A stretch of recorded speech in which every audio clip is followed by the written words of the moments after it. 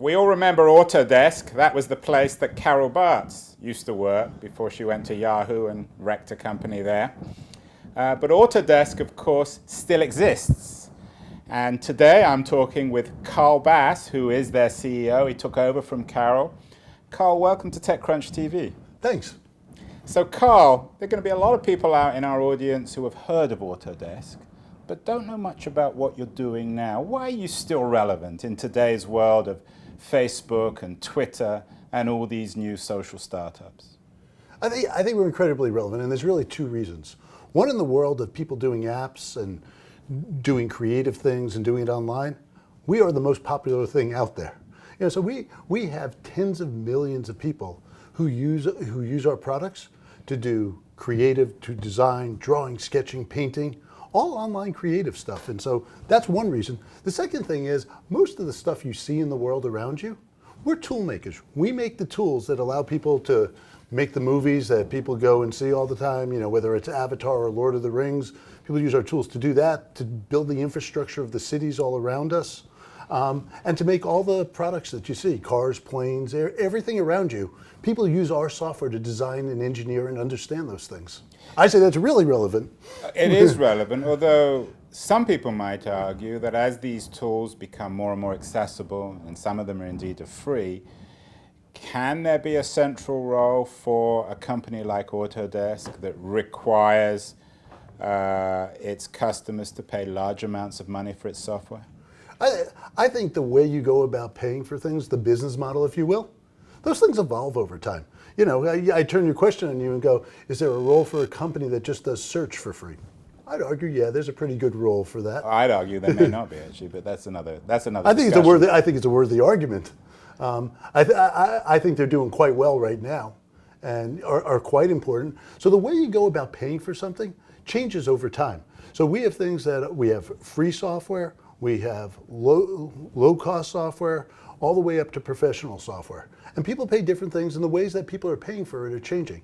I mean, right now, as I look at our business, I'd say 2 to 3 years from now, every one of our products will be used online. The only way to use them will be online. Well, give me some examples, Carl, of the way in which your products are migrating online. So let's just start with the small ones first, apps. So for example, we have an app called Sketchbook. It runs on iOS device, it runs on Android devices. It's been downloaded over 10 million times. And we were on stage at the Apple launch showing off that. You look at, we have products like Pixlr. Again, for individuals, personal people, artists, creative types, we have Pixlr. It's for photo editing, image manipulation. Millions of people a month use that. We have a community. It's Instructables. Instructables is where people go and they describe how they make stuff. On the Instructables community, last month there were more than 13 million unique visitors. That's more than Pinterest. I'd say that's pretty relevant. What are the growth numbers for Autodesk as a company? How many people work there at the moment? So right now it's about 7,500 people. And we do about last year we did about $2.25 billion in revenue. And what is your rate of growth in terms of revenue and numbers of people over the last 5 or 10 years? Yeah, generally what we say, certainly when we give our projections, what we talk about is a sustained growth rate of mid-teens, 12 to 15% kind of growth. And the market likes that? Loves it. I mean, for a company of that size to grow at that rate is, rather unusual. So how are you driving this innovation? What is the key to building a successful, long-term, viable public company? I know for us, I don't know if I can say it generically, for us what we do, because we're in the business of providing tools to people, the most creative people in the world use our tools, what we're always trying to do is figure out... Apple might disagree with that, wouldn't they? No, I mean, Apple uses our tools. Right. Apple's a user of our tools, as well as, we certainly have many customers in common. And by the way, tools are not used exclusively. People use many tools to get a job done. But when you look at it, what we try to do always is try to figure out what creative professionals are trying to do, trying to understand what designers and engineers are trying to really accomplish, And then what we do is we figure out where the technology is going. And so ours is just trying to find that intersection in the future where we say you will be able to create, design, engineer things better, to better understand them, to experience them before they're real in a better way than you can today because of this intersection of what you're trying to accomplish and what the technology is capable of. Carl, in a previous life, I worked with Autodesk on as a partner with your 3D CAD technology. Can 3D technology revolutionize the world in the way in which the internet has done? I mean, 3D is already, first of all, they're complementary technologies. The combination of 3D and the internet is incredibly powerful. 3D has transformed the world already. The way we design and engineer things today is not like how it was done 25 years ago. I mean, it's really completely different. And as you look at the advances in things like what's going on in digital manufacturing, digital fabrication, 3D printing, all of that's changing because of 3D modeling. And just, the simple idea of now, it used to be that what we did is we enabled people to make blueprints of things. It was a schematic representation. From there, it moved to we're building 3D models. And that was to understand things geometrically. Now, you can completely understand the thing you're going to build before you build it. So I can understand the energy performance of a building. I can understand the aerodynamics of a car. I can understand the sustainability of a consumer product. I'd say that's changing the world. And what is Autodesk's place in that world? You're not manufacturing the hardware, the 3D printers. No, in all of this, we provide software that allows people to take their ideas and make them real. What entrepreneurial opportunities do you think this offers at the moment? We have a large audience of startup entrepreneurs. I mean, the world of 3D printing is filled with entrepreneurs. The world of online apps is filled with it.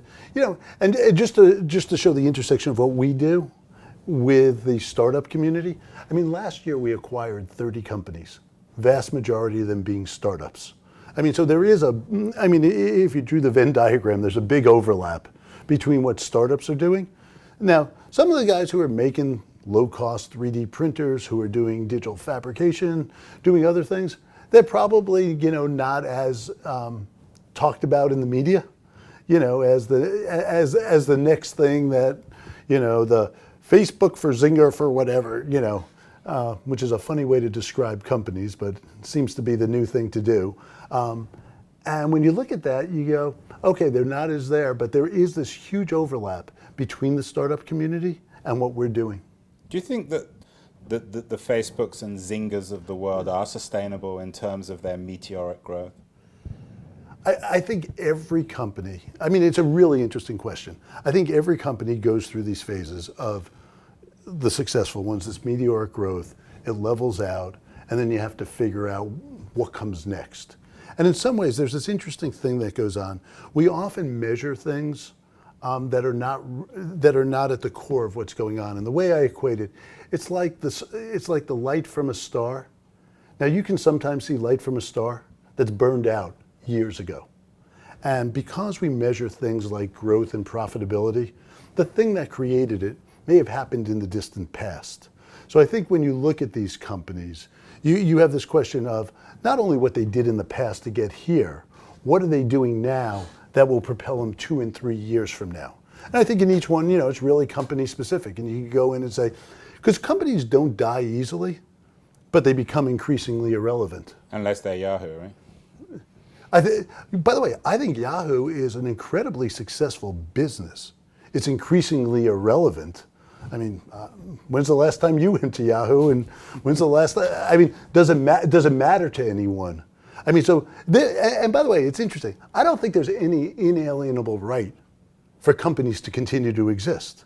You have to earn that every day. You need to do something that earns you the right to exist.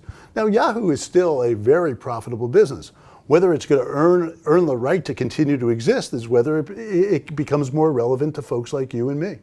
Carl, let's think then 3-5 years in the future. What does Autodesk have to do in the next 3 to 5 years to earn its right to exist?